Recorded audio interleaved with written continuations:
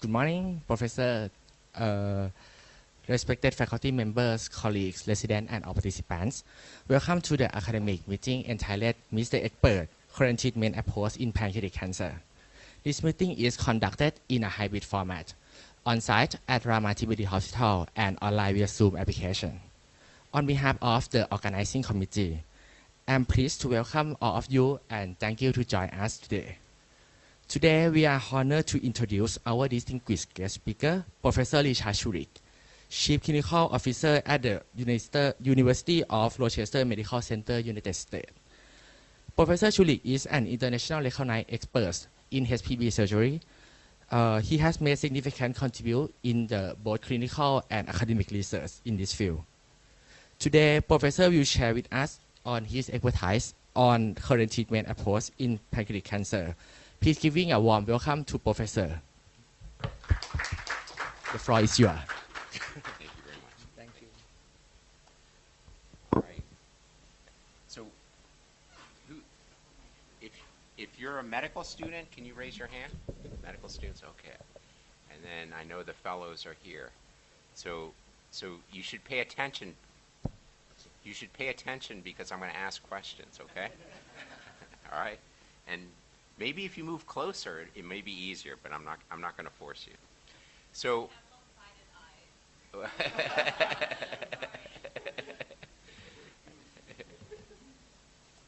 All right.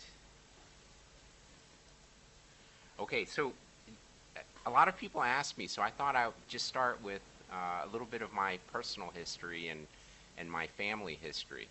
So my father was actually a U.S. diplomat. So I grew up in multiple different countries. I was actually born in Burma, lived in several places in Asia. Of course, we went back to Washington, D.C., and I'll just give you a little bit of my background. Since in my adult life, I've lived in several places in the United States, including Washington, New York, Philadelphia, Colorado, and I even spent some time in Ireland when I was a resident. I spent 6 months in Ireland. So I was born in this city. Where is this? Anyone know? Burma, Yangon, right? And at that time, Burma. And I then moved to Udon Thani for 3 years. And then I moved to Bangkok, Thailand for 3 years. And my mother is actually from Bangkok. So it was kind of a hometown. And I have actually in the audience 3 cousins of mine. And I'll show you a picture. And of course, my wife is here, and I'll tell you a little bit more about her. But then my father went to graduate school at University of Pennsylvania. So I lived in Pennsylvania, Philadelphia for a year. Then he went to work in Washington, D.C. at the State Department. And then we moved to New Delhi, India for 5 years, and then came back to the States. This is actually a picture of my father and my mother, and this is me and my brother. And this was actually taken in Bangsan, not too far from here, where our family actually had a beach house. And, you know, I think I had a very privileged childhood and got to travel all over the world. And, you know, was a Boy Scout. This is the president of India, so we saw many, many different things. And, you know, my mother actually was a driving force for me to become a doctor. And she actually graduated from Chulalongkorn and became a Fulbright scholar and went to the United States for graduate school. But she impressed on my brother, Andrew, here, and this is me, to become physicians, right? So my brother is actually a surgeon. He trained at Harvard and is now working at Johns Hopkins as a vascular surgeon. And of course, here I am in front of you. But she was a driving force, not only for me. This is a picture. This is what happens when you move to Colorado. You become a cowboy and a cowgirl. But I have 3 children, and they're all doctors. And my oldest son is a surgery resident at Johns Hopkins. He's going into transplant surgery. My middle daughter is a OBGYN resident at University of California, San Diego. And my youngest son is in dental school right now at University of Colorado. So I have children who are similar ages to the medical students and fellows in this room. So I know how hard it is. I remember and I see also from my children. This is a picture recently of the cousins. This is last week. And I mentioned Disatat Panyarachun, who knows your dean very well. But I'm very proud of this group, very successful.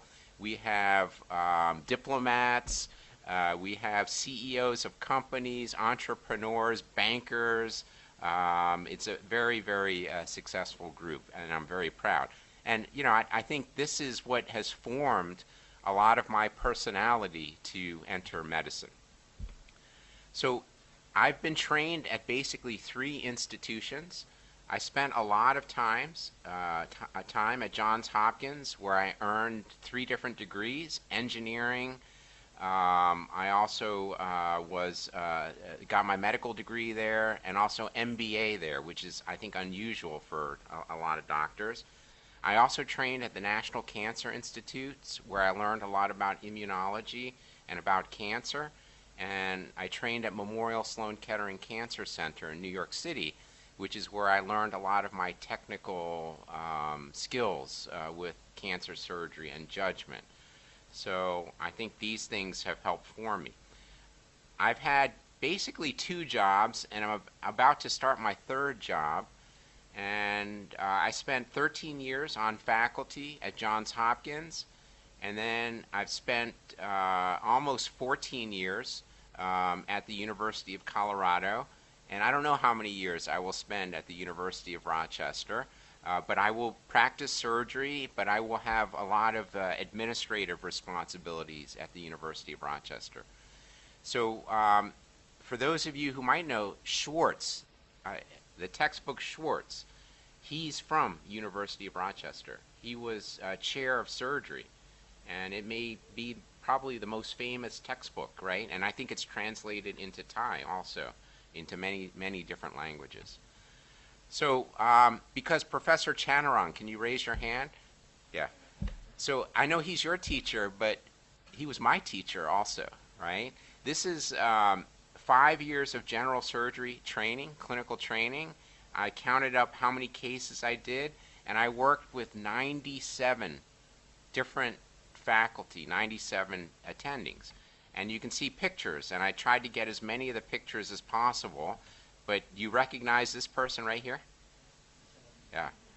So he was one of my professors, and I operated with him, and he taught me many things about surgery and about how to take care of patients. So thank you, Professor Chanarong. Thank you for your teaching. Okay, pancreatic cancer. So I think all of you know it's a very, very deadly disease.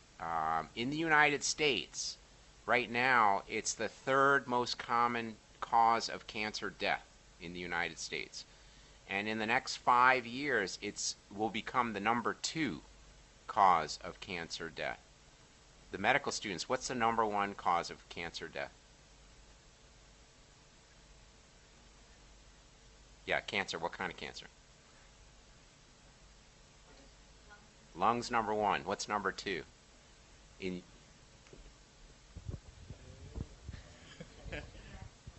No, because we cure breast cancer. It's very common, but we cure it. Hepatocellular carcinoma. Yeah, I think in Asia, HCC is up there. In the Western world, it's colorectal cancer. And usually pancreatic cancer is number 3. Okay, number 4 is what? Who? What? Any hints? Yeah, it's in the blood. Leukemia. Yeah, hematologic malignancies. Yeah, leukemia, lymphoma, all that. So very good. A. Okay, so have you heard of the Whipple operation for pancreas cancer? Whipple was Dr. Whipple the first one to do a Whipple operation? Yeah, I attended 2 days ago. Yeah. Was he? Maybe. He wasn't. It was actually an Italian surgeon, Alessandro Codevilla. He was actually an orthopedic surgeon, and he first did a pancreaticoduodenectomy in 1898. But the patient didn't survive, so he doesn't get credit, right?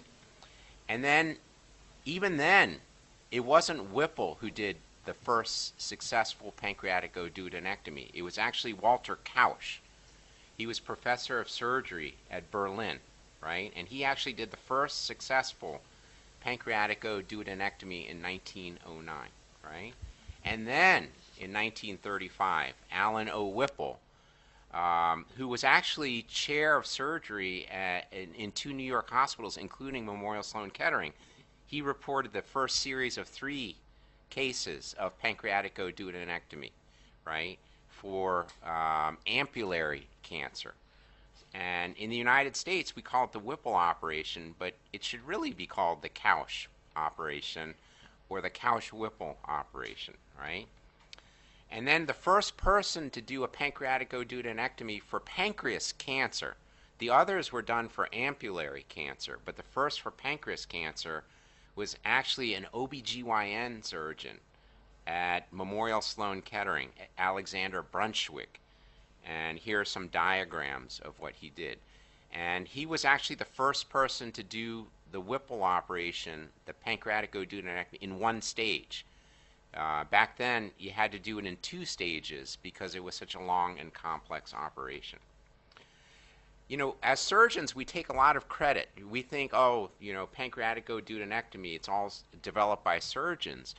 But there were 4 very important discoveries that were made to help us operate on the pancreas. I'll give you one right now, right? One is insulin, Nobel Prize, discovery of insulin, right? If you do a pancreatectomy, the patient becomes diabetic, and if you don't have insulin to control, the patient dies, right? So this discovery. Can anyone give me any other discoveries that were very important to develop pancreatic surgery? No, all 4 were Nobel Prizes. This one is Nobel Prize for insulin medicine. Anything else? Okay. I won't torture you. Okay. So another one is discovery of different blood types and blood banking, right?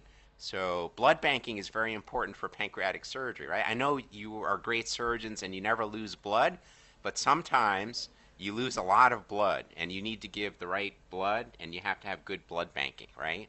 So Landsteiner, right? And another one was for vitamin K, right? When a patient comes with obstructive jaundice and you want to operate right away, they're coagulopathic, right? So one of the things that we do is either open up the bile duct, right, and give it some time, or we can give the patient vitamin K and reverse the coagulopathy, right? And then you can operate sooner, right? And the other, of course, is antibiotics, right? We use a lot of antibiotics in pancreatic surgery because the surgeries don't always go perfectly, and sometimes we have to treat infection and we have to give prophylactic antibiotics. So this also helped with pancreatic surgery.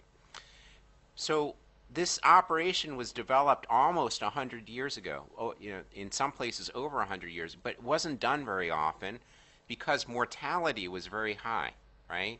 Operative mortality was 30%, was very common, right? So 1 out of every 3 patients we operated died from the operation, not the disease, right?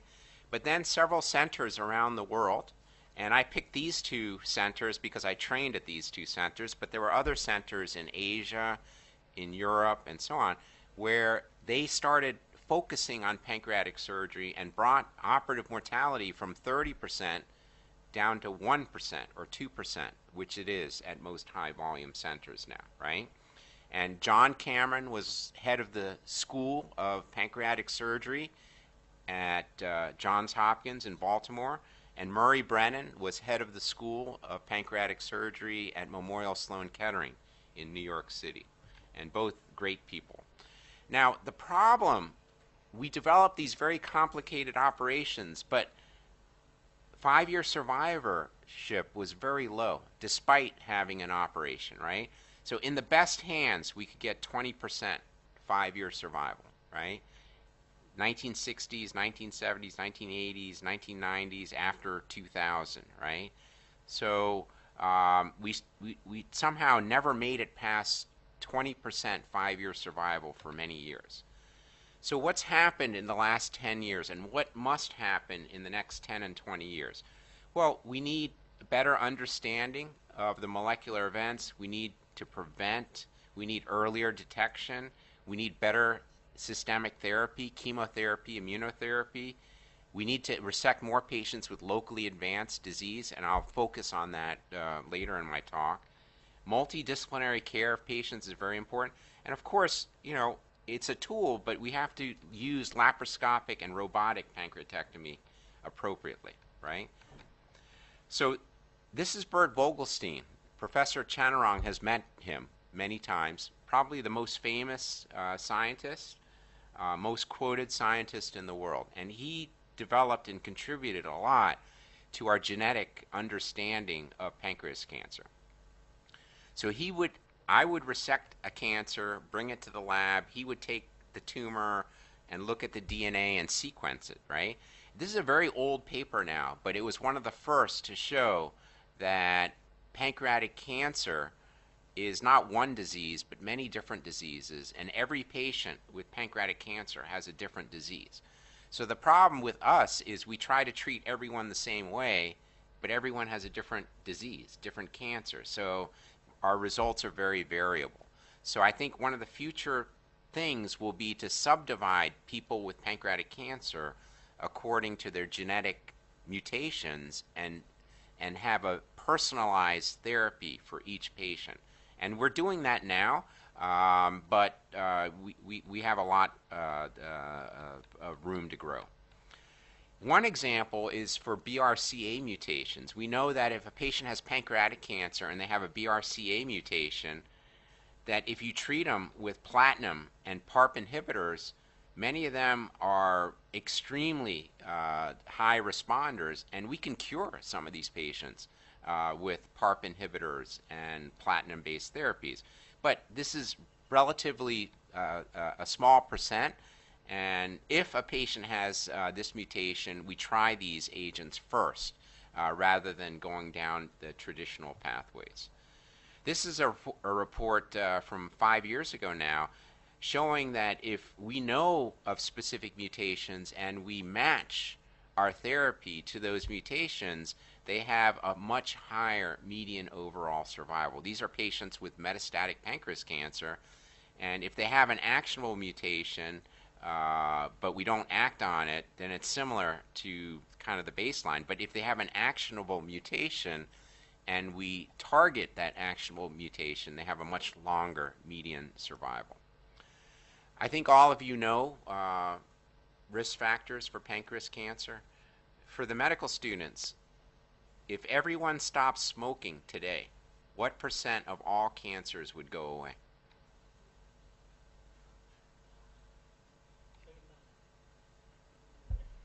Guess. And just because you're not looking at me doesn't mean I'm not going to ask you.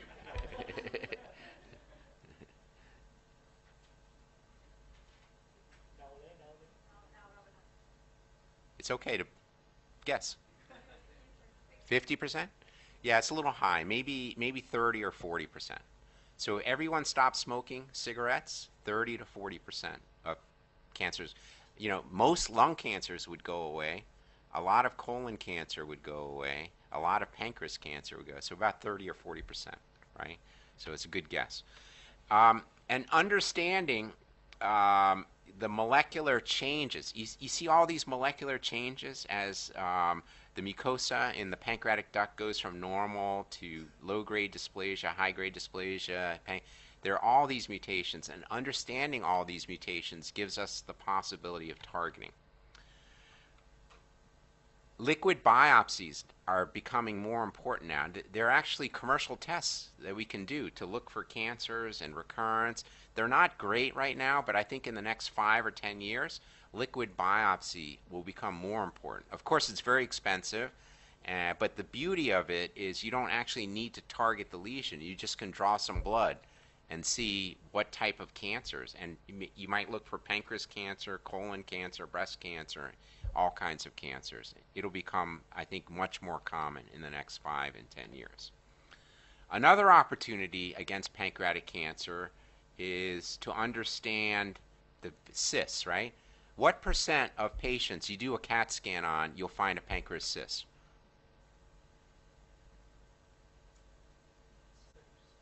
How many? Well, your answer should be it depends on the age, right?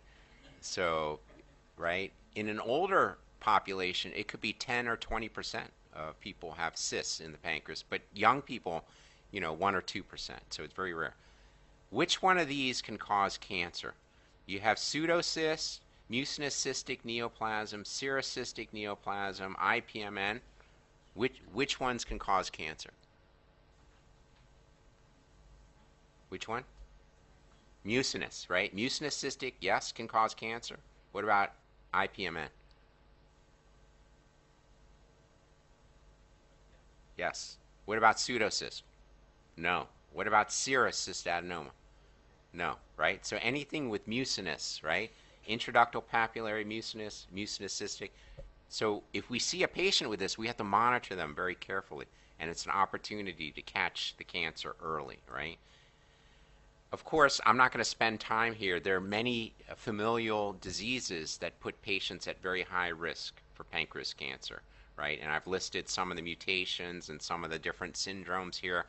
I could spend an hour on this, and I won't. This changed the whole world of pancreas cancer treatment.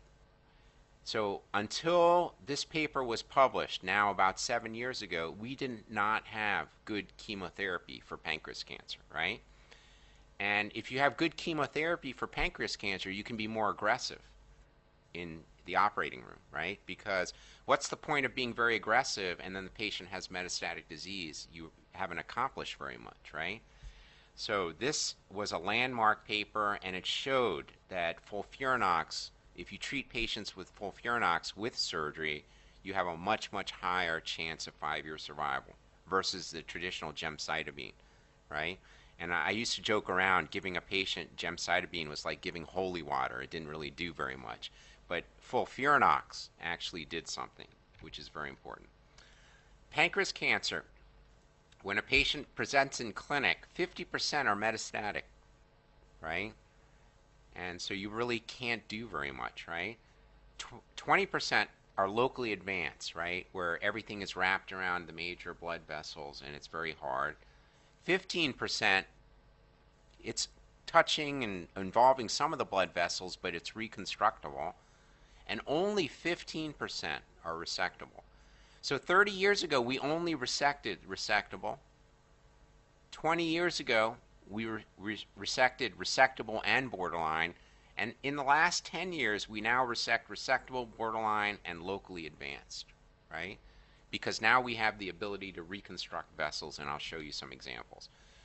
One thing to remember is there are multiple definitions of what locally advanced is, right? But typically, it's something like this. Locally advanced has greater than 180 degrees involvement of an artery and unreconstructible of the portomesenteric vein. Unreconstructible, though, is very subjective, right? Everything is reconstructible, right, if you try hard enough. And here are some diagrams. This is actually a publication that we put out.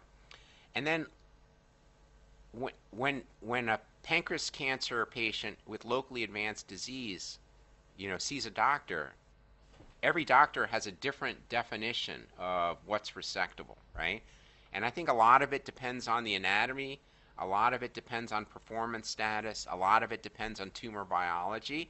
And so it's a very gray area of what's locally advanced, what's resectable, and what is not, right? At our center in Colorado, we were probably one of the most aggressive centers in the United States, and there were maybe a handful of centers that were as aggressive as we were.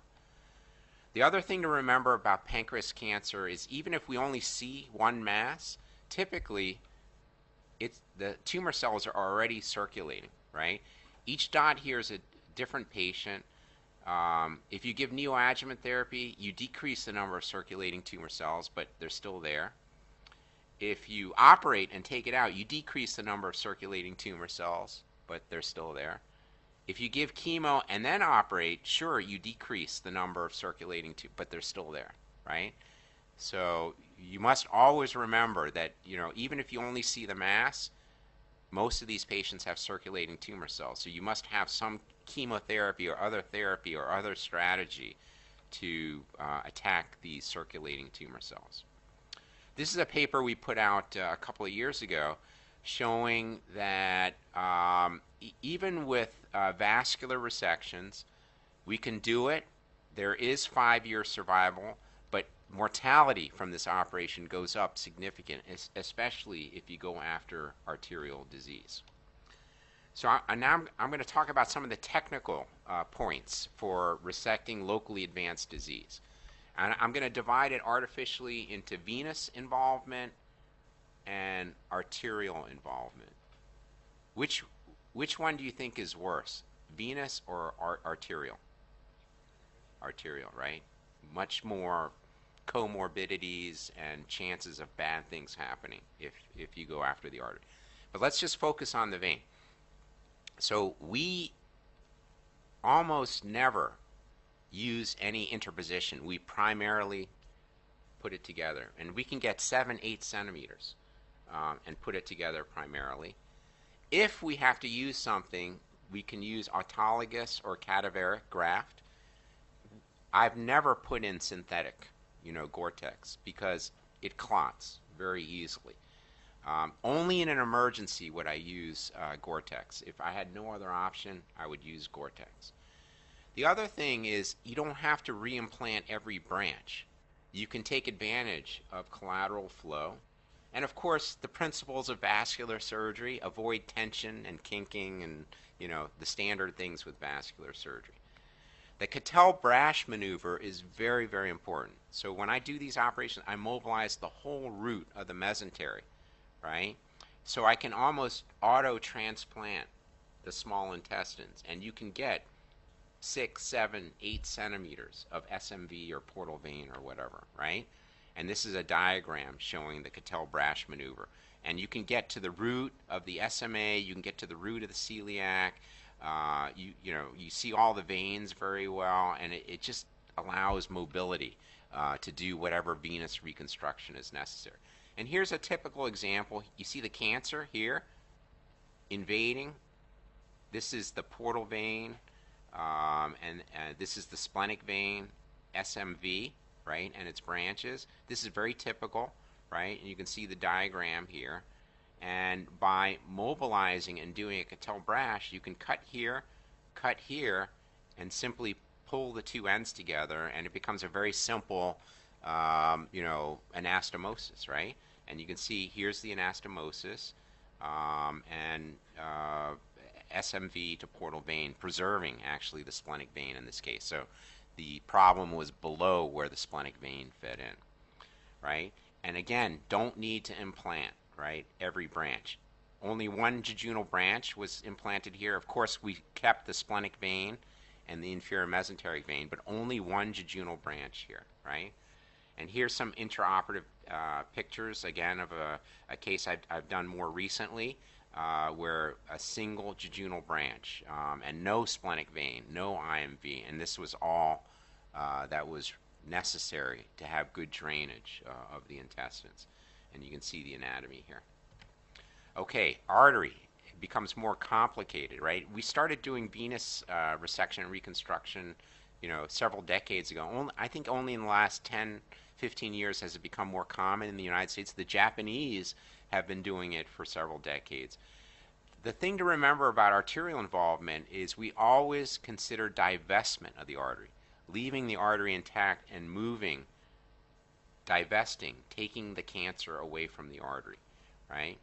If we have to resect artery, we always prefer primary reconstruction. If we have to use autologous, we use cadaveric over synthetic. We typically don't do arterial resection after radiation because it's very dangerous and it doesn't heal, and pseudoaneurysms and blowouts are very common. We consider total pancreatectomy because you don't want to do an arterial resection, have a pancreatic leak, and have the pancreatic juice around the arterial reconstruction. We use a lot of antibiotics, antimycotics, because we don't want, any infection near there. The other thing that people don't talk about is we avoid epidural anesthesia because the blood pressure goes up and down, and this can lead to thrombosis of the arterial reconstruction.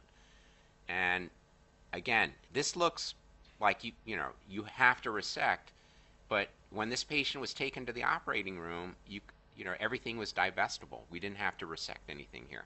We could just take the cancer away, and these sutures are just repairs in the hepatic artery, right? The other thing, and I'll show you an example also later, is you can use arterial rotation techniques, right? So here, the splenic artery, so total pancreatectomy, we use the splenic artery to reconstruct the left hepatic artery, right? Sometimes the middle colic artery is big enough, and in this case, the middle colic artery was used to reconstruct the right hepatic artery, right? I'm going to spend maybe a couple of minutes on two cases that I've done in the last 2 or 3 years or so. So this lady was a 70-year-old, right? And she presented with abdominal pain, and she had this mass. You see this mass here? What's this artery? SMA, right? And it encases the SMA, right? SMV actually looks pretty good, right? But the SMA looks bad. And she actually presented at Stanford in California, and they did an EUS, non-diagnostic, repeated the imaging. Eventually, they got a positive biopsy for cancer. Here's a PET scan that shows it's lit up here, right? So how would you classify this patient? Is it resectable, borderline, or locally advanced? Locally advanced, right? Because 360 around the SMA, you can see the root of the SMA here, right? So classified as locally advanced, started on FOLFIRINOX, multiple months, re-image. Did it change? Not much, right? Looks the same, right?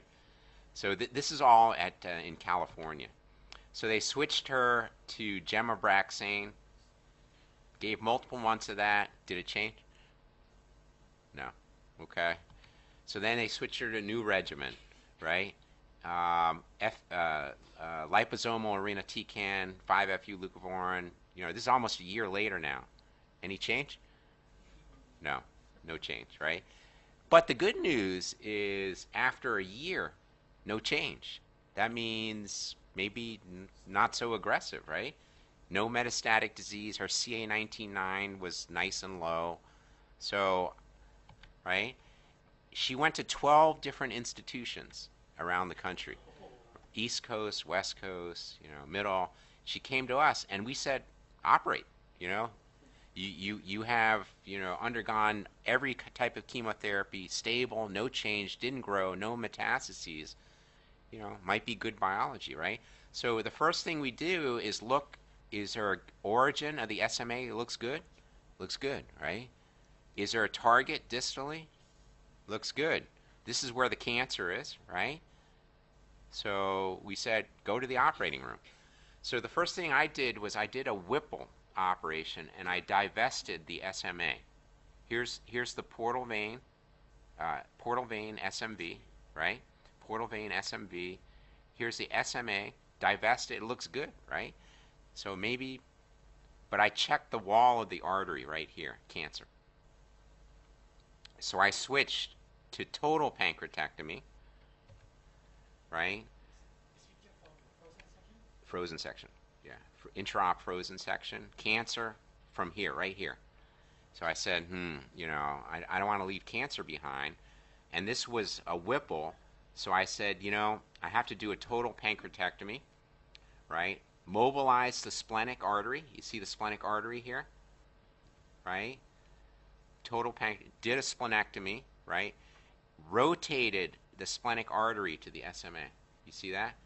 So here's the celiac, left gastric, hepatic artery, splenic artery rotated down to the SMA, right? And pathology, 2 centimeter cancer, all margins negative after total pancreatectomy, 0 out of 40 lymph nodes negative. The SMA did have cancer in the wall, we knew that, so PT4N0. She had a relatively uncomplicated postoperative course, but a little bit complicated. We kept her for 13 days, but nothing major. And she, 2 years later, developed a liver metastases that I had radiated at Stanford because she went back to California, and she's doing well. So, she has disease probably, and she's, surviving multiple years. And this is the post-op scan that I did. And you can see here's the celiac, right? Splenic artery, splenic artery, splenic artery to SMA, post-op scan, and no cancer in the bed. Another case, now I'm going to focus on the venous side of things. This patient presented to me about 2.5 years ago. You see this mass here? Right? Does anyone see the SMV? So here's portal vein. Okay? And I'll give this to you. This is IMV. IMV. This is middle colic. Where's the SMV? Gone. Right? So this is maybe not reconstructable, right? Most people would call this locally advanced, but you could argue, right? So encasement of the SMV, encasement of the SMA also, no distant mets. So what's the next step? Take to the operating room? What's the next step? Chemotherapy, right? Well, actually, the next step was open the bile duct obstruction, right? And then chemotherapy, right? FOLFIRINOX, right? Here's the stent in place, right? CA19-9, not super high, but higher than normal. What do you think of the imaging now after several months? Still bad, right? Would you take this patient to the operating room? No, right? Okay, so more chemotherapy. How's it look? Still bad, right?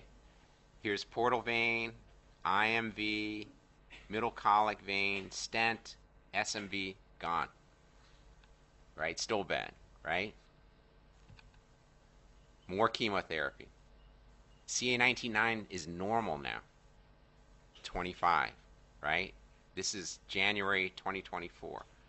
So about 2 years ago. How's the scan? Still horrible, right?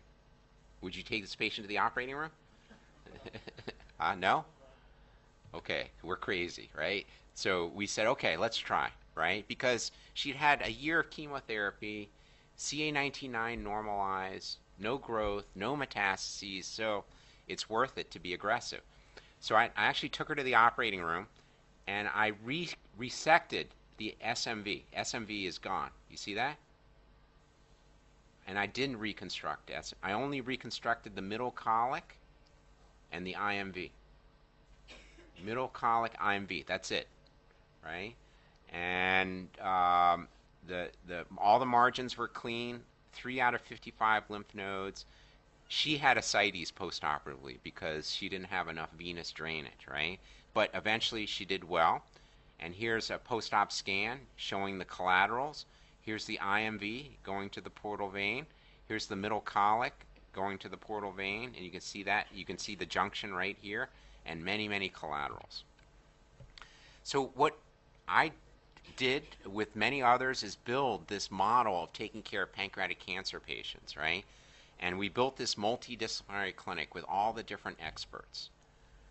And one of my major recruits was Dr. Marco Del Chiaro, who gave a lecture here, I think, 4 months ago, 3 months ago, right? Right, yeah. And, with him, We've recruited all these international fellows from many different countries to work at the University of Colorado, and we've built a big pancreatic center, and we now do over 200 cases, pancreatic resections per year at the University of Colorado. And we now have about 2,500 pancreatic procedures, and you can see the various operations here, and you can see the different histologies. Adenocarcinoma was the most common, neuroendocrine tumors next most common, and you can see the other operations. And I'm going to talk a little bit about our pancreas ductal adenocarcinoma.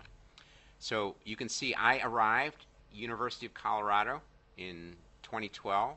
You can see the year I arrived, there were 22 pancreas operations, and then in 2024, there was over 100 adenocarcinoma cases, right? And this isn't all pancreas resection. This is adenocarcinoma. But you can see in the last 7 or 8 years, we are doing many more locally advanced and many more borderline resectable patients. Our number of resectable patients is relatively stable. So we increased our numbers by going after locally advanced and borderline, right? And of course, just operating is not good enough. You have to have 5-year survival, right? So in our resectable patients, 37% 5-year survival, right? In our borderline and locally advanced, it's lower, but still we have 5-year survival, right? So it's better than 0, right?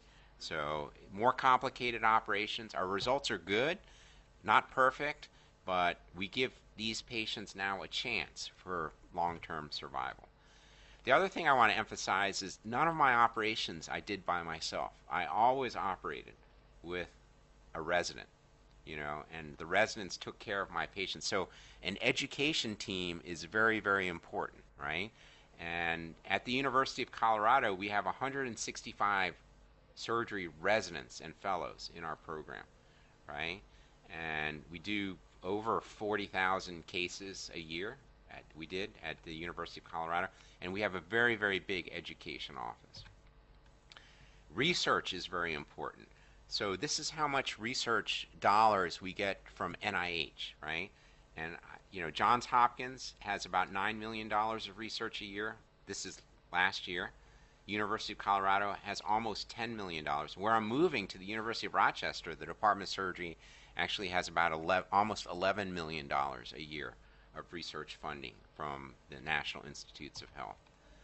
And so I showed you this example for pancreas cancer, but I've built many more clinics at the University of Colorado: esophageal, gastric, thoracic, liver, colon, sarcoma, urologic, breast, head and neck, thyroid, spine, tumor, and many others, right? And what I'm very proud of at the University of Colorado, these are 5-year survival rates for everyone, every stage, stage 1, 2, stage 3. This is at the University of Colorado, and this is the United States average. So prostate, we have almost 99% 5-year survival. Nationally, it's 97. Breast, 95%, nationally 91. Lymphoma, 81% at university, nationally 74%. Rectal cancer, 77 versus 68. Liver cancer, we're 41% versus 21%. Lung cancer, we're 40, and we were one of the original lung cancer centers. Professor Chanarong knows the lung medical oncology. They're some of the best in the world.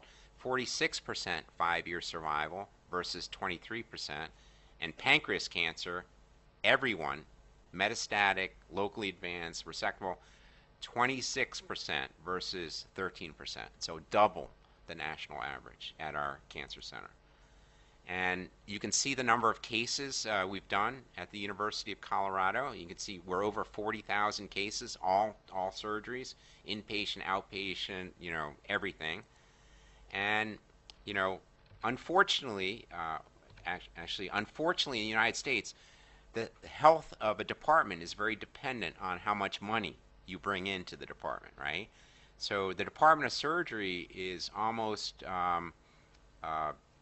$270 million operation per year.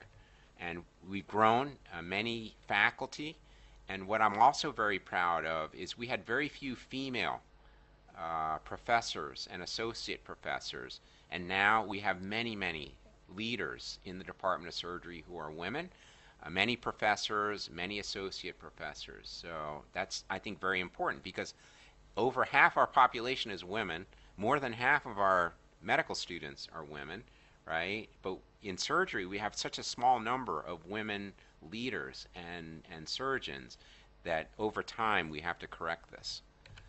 So, in summary, I think all of you agree pancreatic cancer is a deadly disease.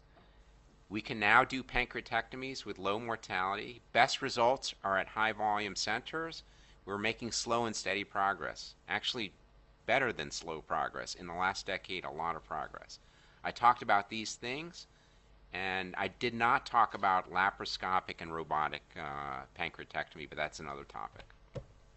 This is a picture actually of Colorado. Thank you very much.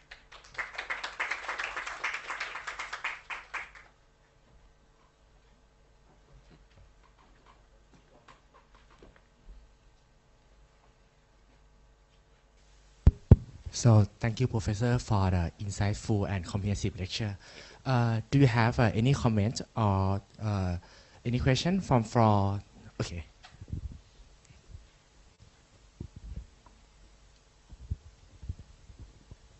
Thank you for your excellent talk. May I ask you about the case of locally advanced, which is have arterial involvement. Do you consider routinely perform total pancreatectomy in cases of the arterial resection and reconstruction? So the question was routine total pancreatectomy, right? So not always, right? If the gland is hard, and I think the chance of a leak is very small, then I don't need to do a total pancreatectomy. I can leave part of it. But it's dangerous, because if I do have a leak, it's not going to go well, right? If the gland is soft, and I have to do a total pancreatectomy, that's the right thing to do, right? So I think in centers where you're just starting and the experience is low, I think it's safer to do a total pancreatectomy. I think in more experienced centers where you have good access to interventional radiology, you have a hard gland, I think you can get by with partial pancreatectomy. The other trick is sometimes if I don't do a total, I wrap the SMA with an omental flap to try to shield it from potential leak. But if I get a leak, I'm very worried, very worried. And in such cases, do you give the anticoagulant after surgery? No. So I typically just use sub-Q heparin prophylaxis, right? And I typically do not anticoagulate. And about postoperatively? Yes. No. Only if I'm worried about something, but typically I do not. I just give sub-Q heparin. And, sometimes I give sub-Q heparin plus baby aspirin, right? But rarely do I use anticoagulation. Because anticoagulation, I think, can lead to a lot of pseudoaneurysms and arterial blowouts.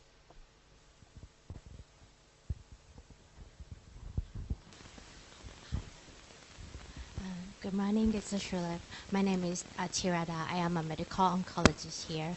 I would like to ask your opinion regarding the neoadjuvant chemotherapy in resectable pancreatic adenocarcinoma. How do you select the patient considering this approach? Yeah. So as you know, there's debate now for resectable, right? There was the NORPAC study that showed no benefit for neoadjuvant for resectable pancreas cancer. Personally, I give everyone neoadjuvant. That I hope no one from the NORPAC group is listening, but that was a terrible study, right? Most of the patients didn't receive neoadjuvant, even though they were randomized to it. Many received only a third or half the dose. And there was a huge delay, I think, of 2 months before they were started on chemotherapy. I looked up my personal data. So I've done, multiple hundreds. And my personal 5-year survival rate for my resected is 43% if they receive neoadjuvant, right? Resectable, borderline, all comers. But if they didn't receive it, it was only 25% in my data.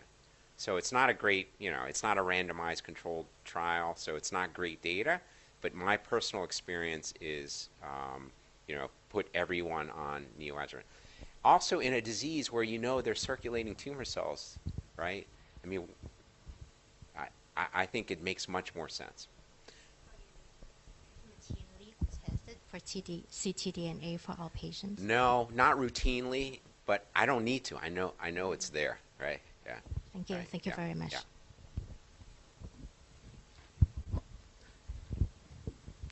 Yeah. Let me continue her questions. For the circulating tumor cell, I think everybody in the world have a circulating tumor cell, and it lay dormancy.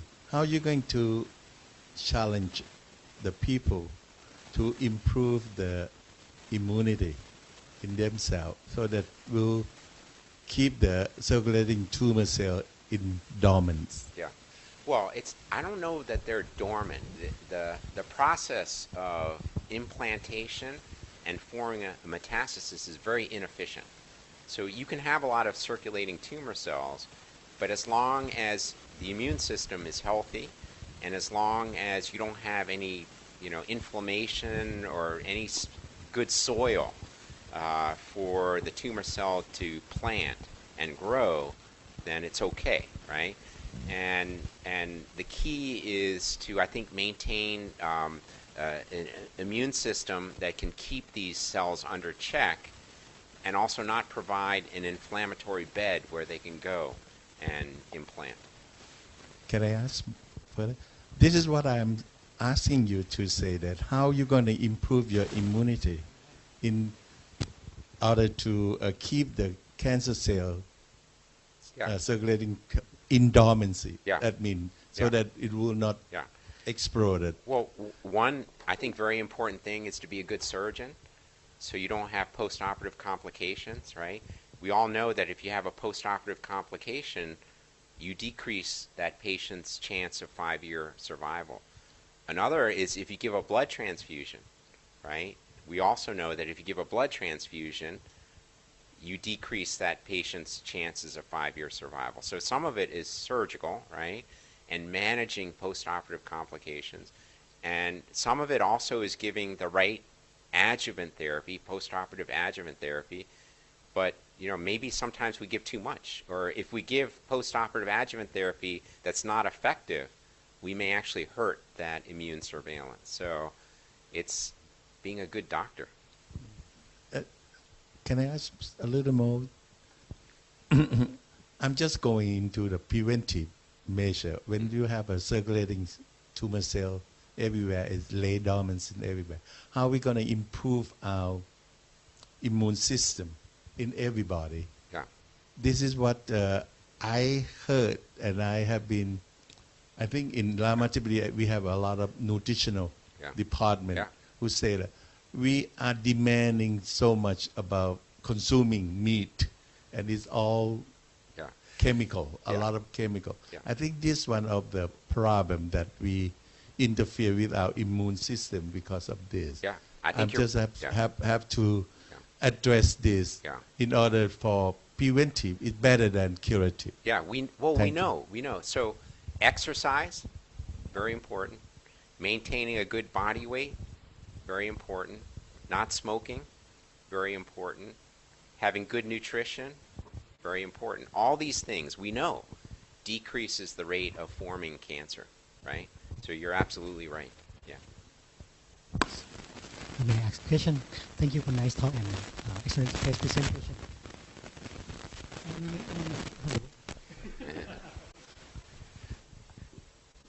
In many cases, you present mostly it's a quite stable disease. sometimes in situation, the patient go to have the radiation in any situation in Thailand. If you have any strategy for prevent the complication after radiation about it? So we After don't. radiation, yes. So we don't use radiation. We didn't. We Some stopped. situation in Thailand Yeah, sometimes. we stopped using radiation maybe 5-7 years ago. Sometimes a patient is referred to us who's been radiated already. We will not do an arterial resection. So, you know, if I have one patient with 360 around the SMA, radiated, and exact same patient without radiation, I'll take the patient without radiation. I won't take the patient. It's very dangerous, very dangerous. Now, venous involvement is okay. Venous involvement is okay. Arterial, very bad. And, you know, you might say, well, maybe you can divest, but that artery is like butter, and you can't repair it, and once you get into it, it's bad. So I won't take that patient to the operating room. Okay, do you have any question from the online? So today we have many participants from the Zoom application.